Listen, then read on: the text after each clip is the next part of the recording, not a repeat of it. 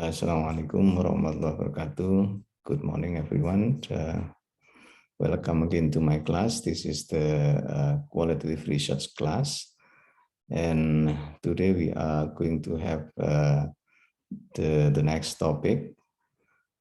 We are going to discuss the ethical issue in qualitative research, and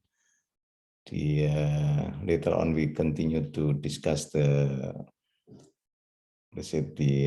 next topic that would be the one of the procedures of collecting data in qualitative research, that is interview and focus group discussions. Now let me go to the slide, everyone. This is okay. All right, this is the slide. Well, let me repeat one screen for the slide. Okay. Now we go to the. All right.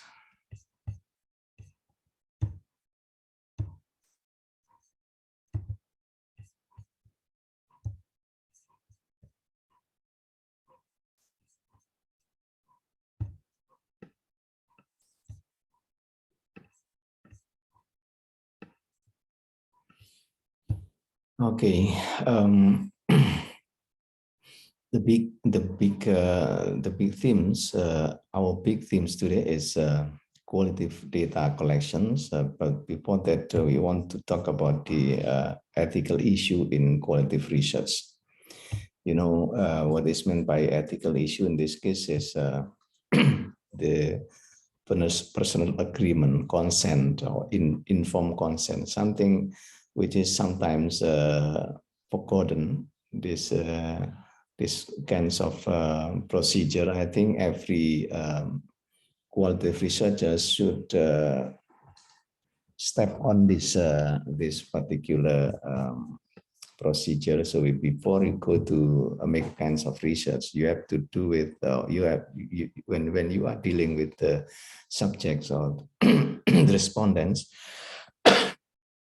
I think first of all you have to make sure your respondents or your subjects are in the agreement of your of their participants in that participations in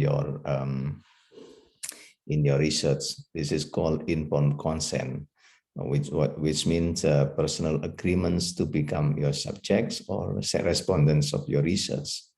So that's why it is sometimes important in some places or in some countries. These things is very crucial, because not everyone are willing to be involved in the research. But in some countries it is an easy thing, because there is no problem for that. So informed consent is personal agreements to become your subject. This is usually knowing the consent of individual to participate as an exercise of their choice, free from any elements of fraud, deceit, and so on. So this is a kind of personal consent or personal agreement. So we know that in some research topic or some research issues, the potential of having risk or harm of the result of research is possible. You know? So that's why you have to see whether there is a risk. For example, if you want to conduct a research to some very important thing in society, I think sometimes you have to hide the identity or the person's identity or the participant's identity to avoid potential risk or harm. I think, you know, something like this, usually you have a kind of agreement and you have to sign it, or your subject to sign, and so on. And this is sometimes we have a kind of confidentiality or anonymity something like confidentiality is an active attempt to remove from the research records or any elements that might indicate the subject's identities. So when you mention someone, I think it is not allowed. It is allowed if your subjects are not willing to be mentioned in your draft, for example. So by having anonymity, and then it means that you make a kinds of let's say something like initial or something like making someone anonymous in your draft, and then you mention it by making another name to your draft. It will be more safe. It will be much safer, I think, for you and for your subjects. And you have to make it an agreement with them, I think, in this case. So there are two kinds of consent when you see what is it in terms of how consent will be conducted. In this case, what we call this as active consent. Active consent means you have formal written permissions by an informed parent or legal guardian that allows a child to participate. And this is usually for children. When your subjects are children, you have to make a kinds of consent by active or passive consent. A passive consent means the assumption that the parental permission is granted if the parents do not return a refusal form after being informed about the study's purpose. So when you go to the parent and you ask permission to involve their children, and then if they or the parents can sign the written form, and then this is called active consent. If they do not written the form, I think you can assume that they give their permissions that the children will be involved in the research. This is for the children, but for the what is it, for the adult, I think you have a kinds of informed consent, the consent or the permissions of the person by writing down the written form or sign it by signing it, and you get it the form, right? Right, those were the what is it, the issues of consent or issues of permissions of the subject or respondents to be involved in your permissions. Now let's go to the next topic, in-depth interview. As we talk about in the previous chapters, that the very point, the basic points of interview in a qualitative research is that you have an amic perspective, right? Amic perspective means you are using a perspectives of the what is it, the participants in this case, and we call it in-depth interview. Why do we call in-depth interview? Because you know, in qualitative research, I think things that should be or should proceed should be proceeded. In this case, is you have to, what is it, a kinds of you have a kinds of let's say keeping in-depth informations about your subject. Okay.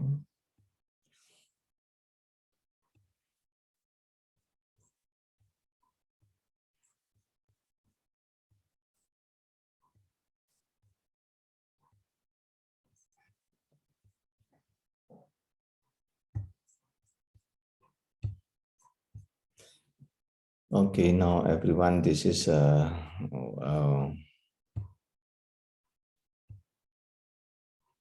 yeah, this is our next topic. That's about interview. I take this information from the book.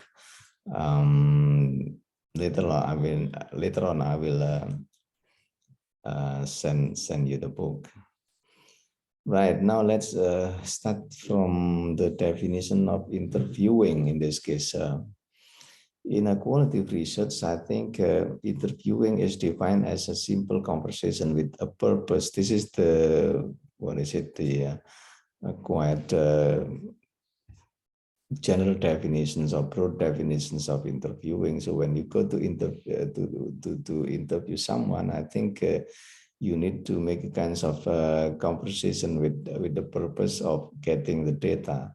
So in this case, you will gather some information from the information from the respondents or the subjects by using by asking them, and of course your questions or your what is it, how the way you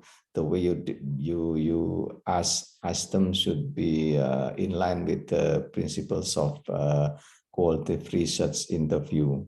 So in this case, I think there are some definition stated or proposed by some experts in the research. And we know that the extensive literature on interviewing contain numerous definitions or descriptions of interviewing process. The most important thing in this case is not the definition per se as the interview, but the process of interview is very important, because in a qualitative research, we, especially in in-depth interview, I think the process of getting the information is very important. In this case, as I told you many times previously, that you have to take a kinds of perspective called amic perspective. Right. Now, this book tell you something, tells you the standardized interview, you know. This is the standardized interviews, I think, in standardized interview. So I think the standardized interview uses a formally structured schedule of interview questions. So in this case, you need to make a kinds of guidance or list of questions or list of questions, or at least, the interviewers are required to ask subjects to respond to each questions. So you have to bring, or at least in your mind, there are several questions that needs to be asked, I think. So in this case, the researcher assume that the questions scheduled in their interview instruments are sufficiently comprehensive to elicit from subject all information from subject, all information about relevant to the studies. In this case, what is meant by this standardized interview is that your interview should be scheduled, or you have to have a formal structured schedule of interview, and in that particular schedule you have a questions stipulated in your interview instrument. And these kinds of instruments should represent a kinds of sufficiently comprehensive way to elicit the information, all information from the subjects relevant to your study. Why should be relevant? Because you are, in this case, your goal, your main goal, your final goal is to have more information as your data for your study. So you have to be able to make a kinds of specifications of questions relevant to your purpose of study, or research question in this case. So you have to be able to make a case of the substance of your research question, then make it into a breaking it down into several questions. So your questions should be the representatives of the concept you ask in research questions. This is the important thing, right? So remember that you are asking your data, you are eliciting your data in this case. So your data should be relevant to the informations of your studies topic, right? And then, of course, in the interview, you can ask some questions related to thoughts, opinion, or attitudes to certain issue, the issue that you raised. So when you raise an issue, I think the issue needs explanation from the respondents or the subjects, and their subject thought, their subject opinion, their subject's account of behavior, and so on. So that's why the standardized interview usually operates from the perspective that one's thought, in this case, to the actions, one's actions. So in this case, you have to ask the opinion, the attitude, and also the the actions of the subjects. Okay. Then we go to the next standardized, and then we have against of right. This is questions order, content, and style.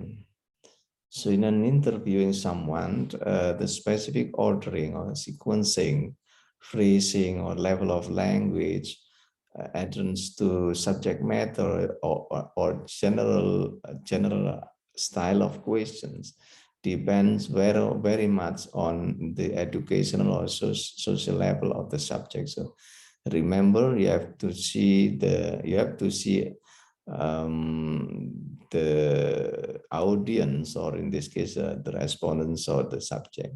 See your subjects, see their backgrounds, see their educational background, social background, and so on. So that's why after you get all informations, then you can make a kinds of sequencing or phrasing, or you can prepare your language, because so if you the levels of the backgrounds, for example, educational backgrounds, the level of educational backgrounds of your subject is not in line with the language you speak, I think they are potential to have misunderstanding, right? Something like do not understand, or even cannot digest your meaning or your message, and then finally they will give you some misunderstood concept, or some misunderstood concept, or something even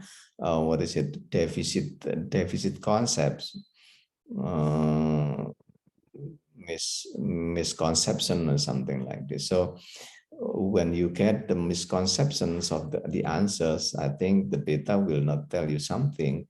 This is very important thing to highlight, because question ordering means your language of saying the questions, and the way you order the sentence or the question, which one is the first and which one is the second, and so on. So question is very important and should accurately convey meanings to respondents. So make sure that your respondents know well what you mean, right? So in this case, you have to sometimes you have to throw a questions or leading questions, lead your respondents or your subjects to some message on to answer the questions, and to highlight the importance of your message in this case, because it is for the sake of your data. Otherwise, you cannot, you will not have good data, right? So it depends on you yourself as the interviewer.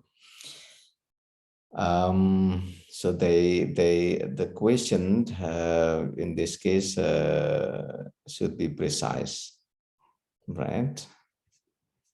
That's why you need the kinds of probing questions, right? What is probing question? Probing question means providing with probes.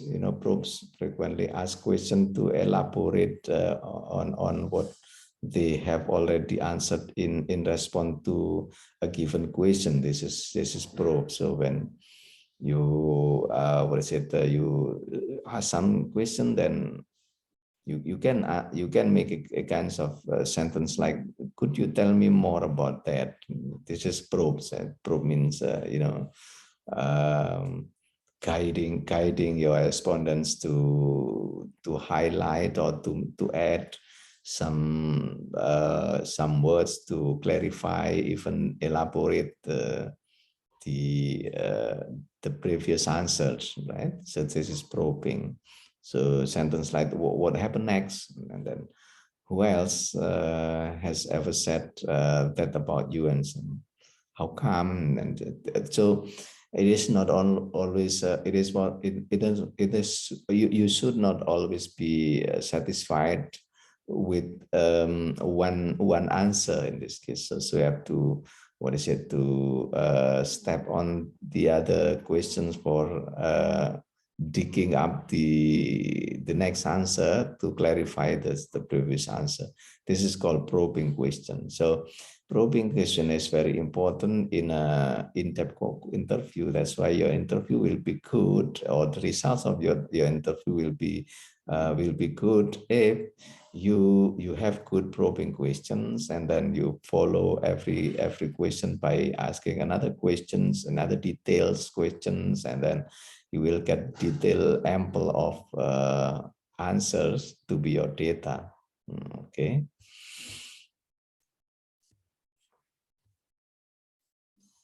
Now we go to wording of question. It is very important to know that in questioning or making questions in the interview, wording is very important. Wordings mean how will you create your words? How will you create your sentences or phrases to ask?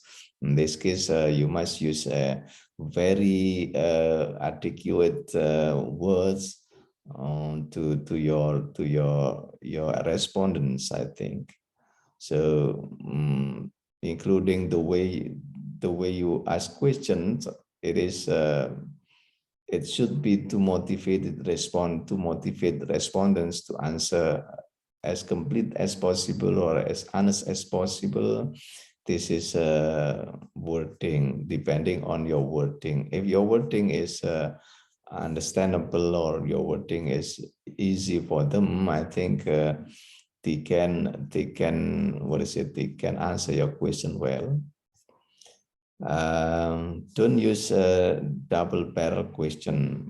Double barrel question is very important to know, because sometimes it will make the respondents difficult to answer, because you have double barrel question. What is meant by double barrel question is the question which asks the subject to respond simultaneously to issues in a single question. So don't ask two issues in a single question. So two topics. Yeah. For example, you are asking, how many times have you smoked marijuana, or have you only tried cocaine, or for example, this is the example of this book, right? So you ask a single question, but actually you want double answer from the subjects, I think, right? So it is clear, right? So don't use single question which are what is it, which are or single question which is double barrel, double barrel question. So it is very, very hard for the respondents to answer. And then complex questions. Usually, researchers ask a long involved questions, a long question with using some complex compound, complex sentence. It is very, very. It's not very good for some respondents, I think. Usually about the language, if you are conducting a question in Bahasa Indonesia, it is better. It depends very much on your the conditions or the characteristic of your respondents. You can use Bahasa Indonesia when your respondents feel convenient with Bahasa Indonesia, but try to to translate the result in authoritative translators, I think, because sometimes if you use another language, the problem is will be on your translations when you cannot translate properly. I think that will be or that will give you problems in analyzing. Now we go to the so-called interview. The way of interview can have a kinds of telephone interview, or what's this? Like a visual, audio-visual interview in this era. I think it is very. There are various platforms you use for interview. You don't have to come to the interview is face to face, but you can have a Zoom interview, or you have a telephone interview and so on. So there are so many ways to do that. The next one is the interview should be natural. Yeah, natural in this case. A natural or unnatural communication is or matters in this case. That sometimes it's very hard for some interviewers or novice interviewers or new interviewers to have natural communication with the interviewees. Sometimes it is because of the experience, I think. So you have to to anticipate these kinds of things. Usually, the emergence of evasion tactics during the course of an interview are among the most serious obstacle to overcome. So you have to overcome this obstacle, because if your interview is not natural, then it's like giving effects to your interview or the interviewers. That's why this book called dramaturgical interview. This is the writers of the book, or the writers of the book describe a kinds of interview with the social performance or society. In this case, it is like making a communication in real society, making a free free communication, something like natural communications. So it's not the very formal interview like communicating, avoiding rituals. In this case, something like you have to be very role playful, something like this.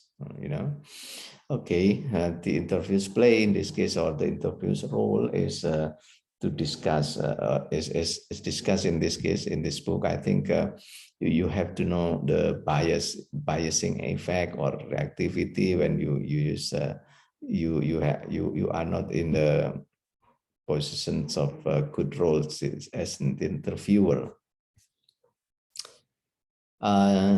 In addition, interviewer roles is very important, but in addition, you have to be able to make or to develop rapport with the subject, developing rapport with the subject. So connecting your the notions of rapport with interviewees, I think. Okay, say right, and then we go to the next one is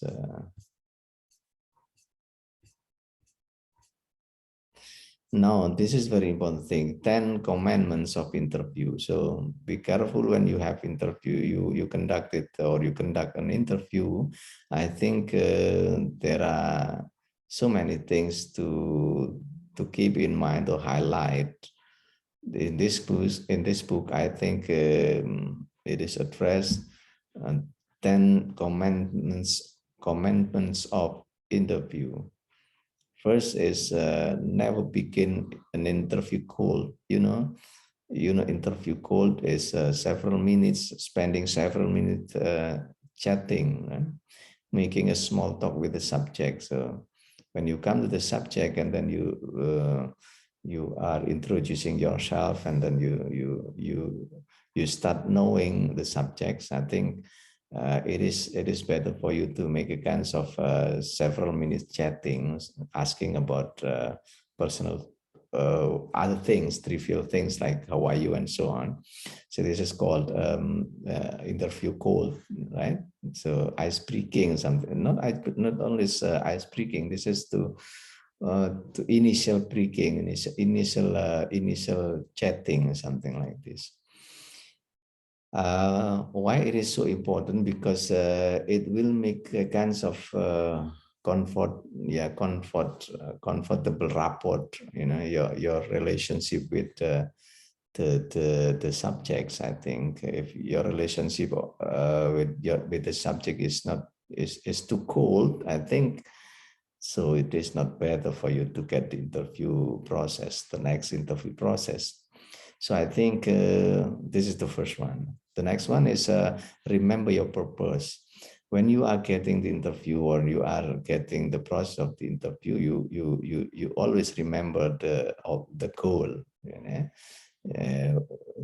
Talking about the goal, of course, you have to remember your questions, research questions, because everything you ask will be related to the questions or research questions. So if it is important, just take in hands everything you ask. If you are not sure that you can remember all things for the next process. The next is present a natural front, natural front, kinds of, be relaxed, affirmative, and as natural as possible, as I told you earlier, that you have to be natural in this case. And you have to be relaxed, don't give, a very, very tense situation. So circumstances should be created in such a way that you are as if making a conversation or making a daily conversation with the interviewees. The next will be demonstrate aware hearing. Aware hearing. So it is very important for you to know that you are human beings in this case. So you have to listen what they are talking very well, give smile, and then describe something, or be patient to look at their face.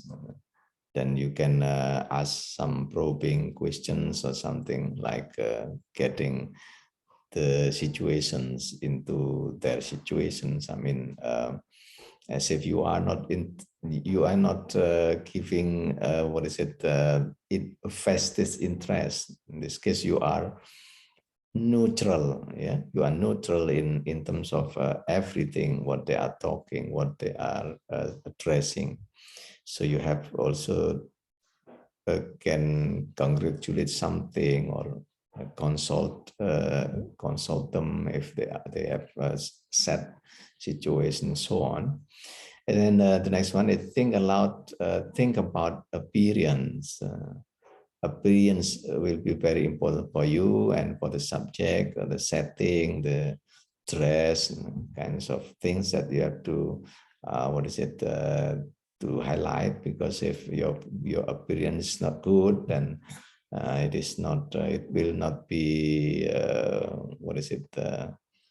convenient for them, even you are not convincing, right, in this case. So be careful with that. And then interview in a comfortable place. I think be sure that the place will determine everything, because sometimes if there are so many crowded sounds, or you even cannot hear what they said, and then many times you ask, I beg your pardon, then it will make the situation inconvenient. I think this will influence the result of the interview. So interview will be will feel what is it, that they will feel ill, something like this, or avoid some conditions where the interviewers are threatening or something like this. So this is the 6. And then the 7, don't be satisfied with monosyllabic answers. Sometimes if you are not mindful with the situations or the what is it, the answers of the interviewees, if the answer the interviewees as answer your question by giving very short answer like yes or no, so it is not meaningful, for it will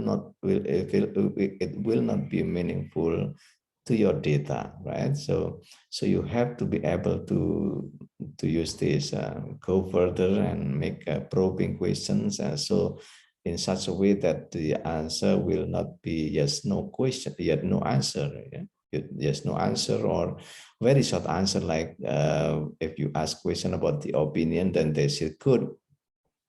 So it is not enough for the interviewers to have such kinds of questions, because you will analyze your data, right?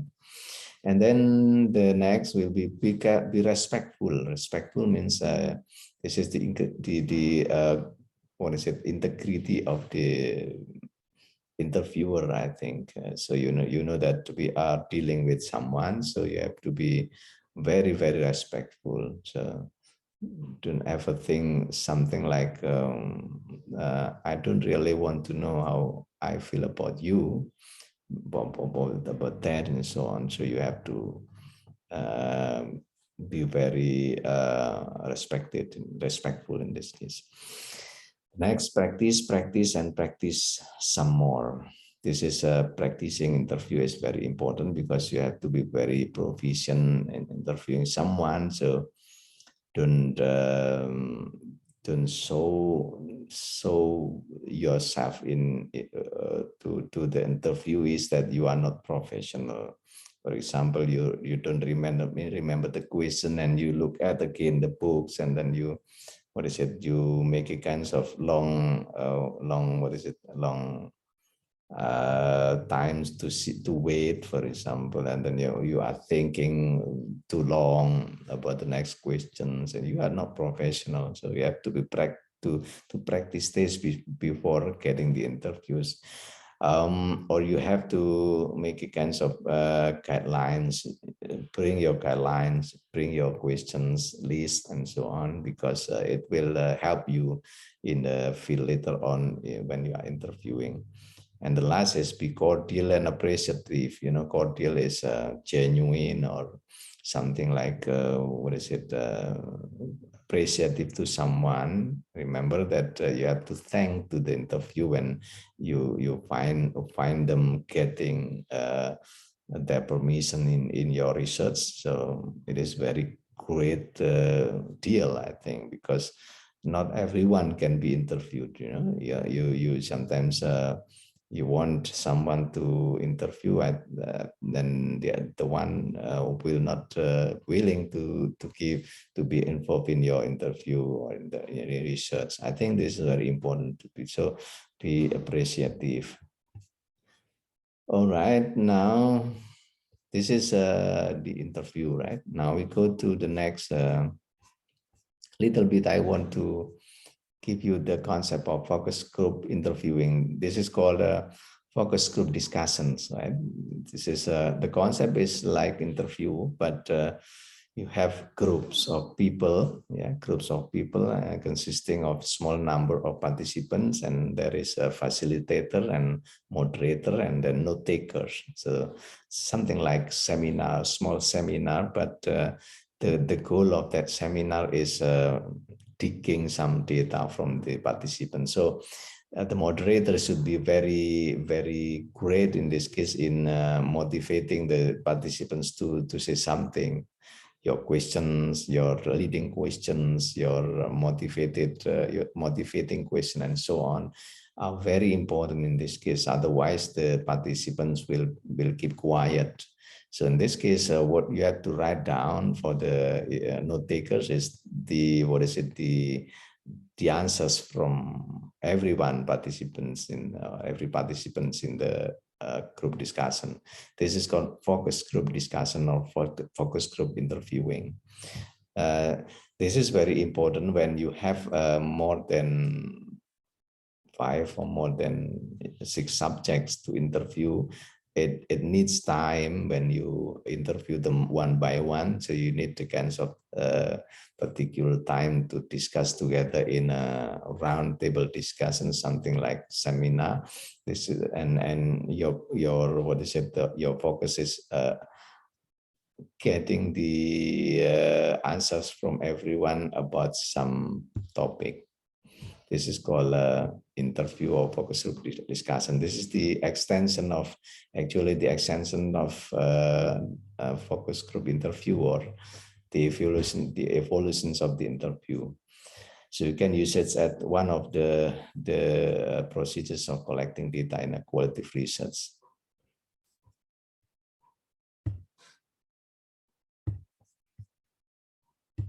Well, everyone, this is the end of the chapter today. So